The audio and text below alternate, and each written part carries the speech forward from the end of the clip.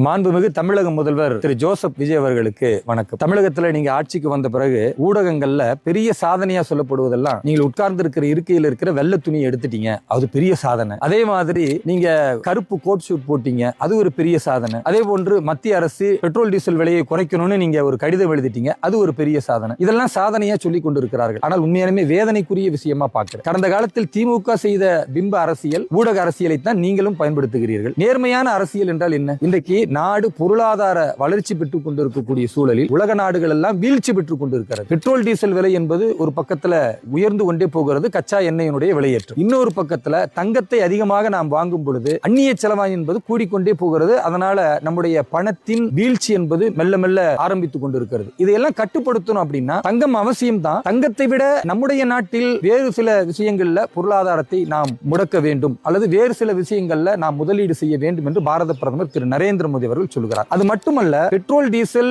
தட்டுப்பாடு வரக்கூடாது என்றால் இயல்பாகவே நாம் முன்னெச்சரிக்கையாக பொது பேருந்துகள் பயணம் செய்வது, முடிந்தவரை அரசு அதிகாரிகள் பாதுகாப்பில் உள்ளவர்கள் எல்லாம் தங்களுடைய பாதுகாப்புக்கான வாகனத்தை குறைக்க வேண்டும் என்றெல்லாம் கோரிக்கை வைத்தார். இத பல மாநிலங்களில் உள்ள முதல்வர்கள் அந்த கோரிக்கையை எடுத்துக்கொண்டதன் விளைவாக சில மாநில முதல்வர்கள் இருசக்கர வாகனத்தில் போறதை பார்க்கிறோம். சில மாநில முதல்வர்கள் பேருந்துல பயணம் செய்து கோட்டைக்கு செல்வதை பார்க்கிறோம். சில மாநிலத்தினுடைய அமைச்சர்கள் சைக்கிள்ல பயணம் பண்றாங்க. ஆனா தமிழகத்துல நீங்க பனையூர்ல இருந்து கோட்டை வரைக்கும் 30 வாகனங்கள் புடைசூழ எரிசக்தியினுடைய அந்த பயன்பாட்டை வீணடிக்கும் விதமாக ஒரு பந்தா அரசியல் செய்வது என்பது வெட்கக்கேடாகத்தான் நாங்க பார்க்கிறோம். உங்களுடைய வாகனத்தை குறைத்து உங்களுடைய கான்வாய் வாகனத்தை கொடுத்து அடிப்படை பாதுகாப்புக்கு என்ன தேவையோ அது செய்தாலே போதுமானது. தமிழ்நாட்டில் இருக்கிற கவர்னர் 10 வாகனத்தில் போனார், இன்னைக்கு 4 வாகனம் தான். அப்ப அவருடைய வாகனத்தை குறைக்க சொல்லி இருக்கிறார். அதற்கு காரணம் என்ன? ஒரு பிரதமர் ஒரு முன்னெச்சரிக்கையாக சொல்லுகிறார் என்றால் அது நாட்டின் நலனுக்கு முக்கியம் என்பதை மாண்புமிகு தமிழக முதல்வராக இருக்கிற நீங்கள் அதற்கு முன்னடவடிக்கை எடுக்கணும். எடுத்தீர்கள்னா இல்ல. அதை விட கொடுமை, நீங்க பெட்ரோல் டீசல் விலையை குறைக்க சொல்றீங்களே, உங்களுக்கு தெரியாது ஆட்சி அமைவதற்கு முன்னரே 10 ரூபாய் டீசலுக்கு 10 ரூபாய் பெட்ரோலுக்கும் குறைக்கப்பட்டிருக்கிறது கலால் வரி மத்திய அரசு. அதனால